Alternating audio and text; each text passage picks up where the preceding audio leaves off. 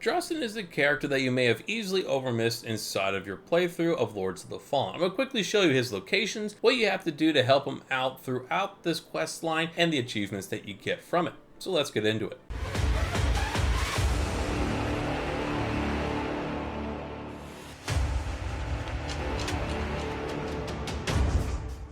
Your first interaction with Drustan is going to be inside of Fitzroy's Gorge, which is a fairly early on location after you get through the Forsaken Fen. Simply follow the pathing that you normally would to get through this area by making a slight detour. When you're going to go through this area, you'll come across the bridge that you can only cross inside of the Umbral Realm. This is when you're going to see a giant opening on the right side that you also have to use to get a slight bridge over into the Umbral Realm to get to this location. Down the first pair of ladders is where you're going to find Drustan. It'll give you a little bit of story about himself, along with the fact that he's also a lamp bearer just like you. You won't be able to interact with Drustan after this until you get to the vestige of Lydia the Numb Witch, or the Ale House fast travel point in Lower Calrath. Thankfully, this location that you're going to find him is very simple, because right underneath the fast travel point you'll find him just hanging out in his full set of armor, just waiting for someone to help him out. You can choose to help him out or not, but you can hand over some unripe berries to him, and that'll actually help him feel a lot better and just actually get all of his energy back. That way he can move on to the next location inside of this quest line. If you do end up helping him out, you'll get a wheezing gesture, which is just a fun emote that you can use inside of the game. Now, after Calrath, you won't run into Drustan again until you go through Fife of the Chill Curse, which is going to be in a location right after you dodge the giant boulder inside of the Ice Cave.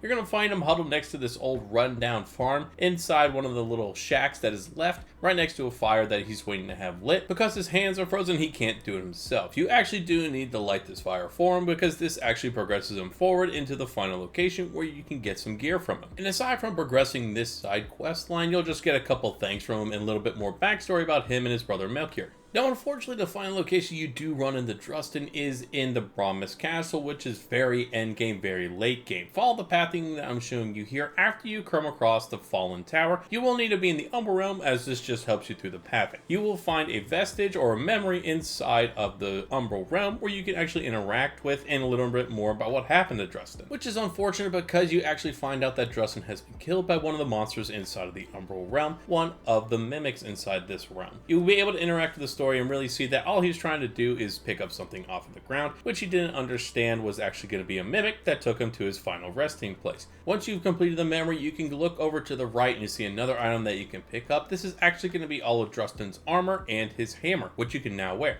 And as you can imagine how silly it looked on Drustan, it also looks kind of silly on you, but it's another pair of armor that you can get from an NPC that you normally wouldn't be able to get to unless you went through the storyline and helped them out inside of the Fife of the Chill Curse and all the other locations that you ran into him. And if you really want to take a look at more of the stats behind all this, especially his hammer and all the different armor sets, which is really funny in the descriptions and just the sheer fact of the amount of stuff that is lacking from his full armor set, you're more than welcome to pause the video along the lines of each of these items. And this armor set helps give you a little bit more background around Drustan and Melkior in and of itself if you want to know more about the lore behind these two. But to fully complete this questline, you have to make it all the way through the beginning parts of this questline, all the way to the very end of the game, right before you start facing off Adir with whatever ending that you come across. But you're going to find at the very top of the stairs, right before you interact with Adir inside of this little vestige that is created, you can look at this memory that's at the very top. This tells you what actually happens to Melkior, and he's apologizing to his brother that he failed him, and you end up finding that he has become the vestige, or kind of just the new body for Adir to be put into when he's resurrected. Really kind of creepy and also kind of sad. Once you have finished the memory, you will also get the Hero Worship achievement as well as 2 Umbral Scouring. But that's the end of the questline. I hope you guys did find this helpful, even though it was a little bit more of a sad one, but this is Lords of the Fallen after all. If you guys did enjoy this follow through video, this questline guide, make sure to hit the like and subscribe buttons, leave a comment down below,